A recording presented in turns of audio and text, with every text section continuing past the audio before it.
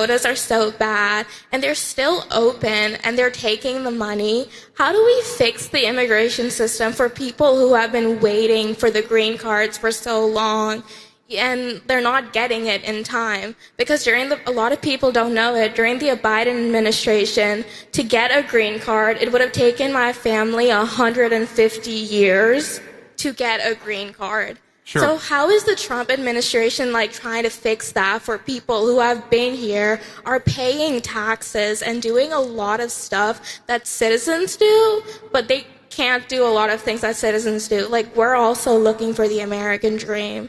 My parents, they send me to private Catholic school, even though sometimes we used to live paycheck to paycheck. So how is the Trump administration going to fix that for people like that? Sure. So let me just offer a couple observations there. So one, I appreciate the question, and two, what I would say is, you heard me talk about H-1B fraud, because I think there is a lot of fraud in the H-1B system, and I think you can believe on the one hand that there's a lot of fraud in the H-1B system, while also believing that there are people who have come to the United States in the past who have enriched this country. And look, I'm married to the daughter of immigrants from India, and I love my in-laws, and they're great people, and they've been great contributors to the United States of America. But I also think that when you become an American citizen, whether your family has 9 generations of lineage in the United States, or whether your family has 0 generations of lineage in the United States, one of the responsibilities that we must expect of citizens, and of course, it's always hard to talk in specifics about your situation because I don't know about it. But one of the obligations of citizens is that you have to think about the best interest of the country, and not the country you came from beforehand, and not of any sort of any group that you came from. You've got to think of yourself as an American. The system only works if everybody thinks of themselves as an American. I remember having this conversation with my father-in-law, who's an amazing guy, and and it was actually during a Senate event that I had done, where I had somebody who came up to me, and I'm sure a great person, a wonderful person. It was a Ukrainian American in Cleveland, Ohio. I was campaigning for the Senate. There are a lot of Ukrainian Americans in Cleveland, Ohio. And this person got really agitated at me because I was saying we should stop funding the Ukraine war, okay? And I still believe that, obviously, and it's one of the things I'm proudest that we've done as administration, is we've told Europe that if you want to buy weapons, you can, but the United States is not buying weapons and sending them to Ukraine anymore. We're just out of that business.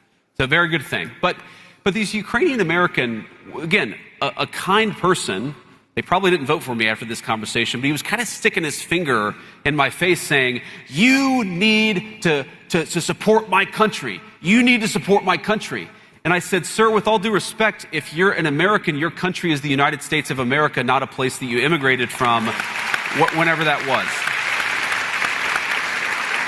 And it occurred to me, and I know this is the last question, I'll try to be quick here, but it occurred to me that my father-in-law, who came from India, who moved to the United States, who got an education and became an American citizen, that never once in my life has he ever said, you have to do this, or you should do this because it's in the best interest of the country that I came from. And I think that attitude, to the extent that attitude dominates among the new generation of Americans, that makes Americans feel welcoming towards people, because everybody, again, whether your family's been here for 300 years or 1 second, to be an American means to look out for Americans first, and that's the perspective we have to take to our immigration policy.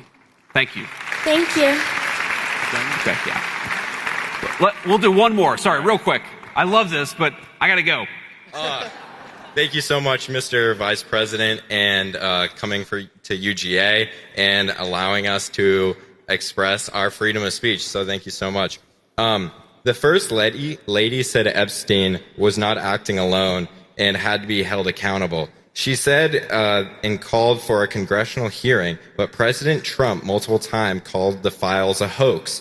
The acting attorney general said Epstein shouldn't be a part of anything at the DOJ. If there are compromised government officials in those files, how can the public trust that this administration will hold anyone accountable when its own Justice Department is actively blocking the investigation?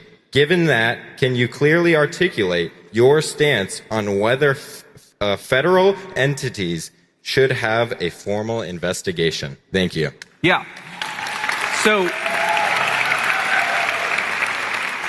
So first of all, you said the Associate Attorney General or something. I haven't seen that quote, but here's my view on the Epstein matter. Number one, the guy was clearly a scumbag. Okay. Number two, he clearly had extraordinary connections, both with intelligence services, both inside the United States and outside the United States, and also with a lot of very wealthy and powerful people. Okay.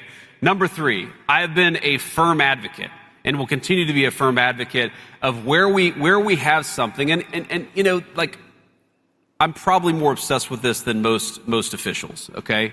Probably more obsessed with this than most people even in this room, is when you see somebody who says something in an email that suggests, you know, there's one email I read, and it's been a little while ago, but it was talking about, you know, one person sent an email to Jeffrey Epstein saying, oh, there were some really nice, like, pizzas and grape sodas or something like that. And I remember it sounded like the Pizzagate conspiracy theory, but here it was in like an email from a guy.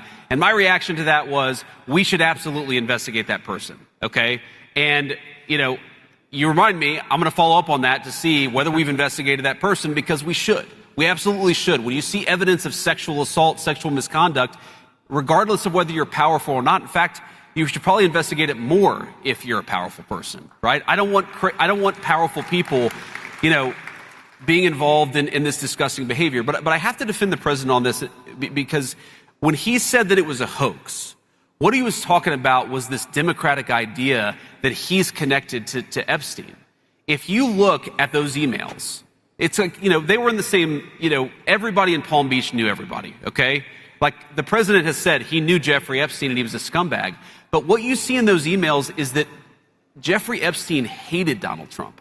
And Donald Trump hated Jeffrey Epstein. In fact, one of the emails is about Donald Trump narking on Jeffrey Epstein to the local sheriff, saying, this guy's a scumbag. You should go and pick him up. So when the president says this is a hoax, he's not saying it's a hoax that Epstein was the scumbag. He's not saying that it's a hoax that Epstein was connected to powerful people. He's saying this democratic idea that somehow he was Epstein's best friend, that is a hoax. And if you look at the emails, it's obvious that Jeffrey Epstein hated Donald J. Trump. And by the way, one of the best signs for whether you're a good person or not, for whether you're a decent human being, is if the worst people in the world hate your guts. The fact that Jeffrey Epstein hates Donald J. Trump is a pretty good thing for Donald J. Trump. Yeah, well, and I will say, by the way, just so you know, the DOJ, just before we got on stage, I guess I saw the news, has unredacted fully the 6 million documents, made it available to your congressmen and women. So put pressure on them to go give you a report of what they find. Mr. Awesome. Vice President, thank you so much. Man. Thank you, guys.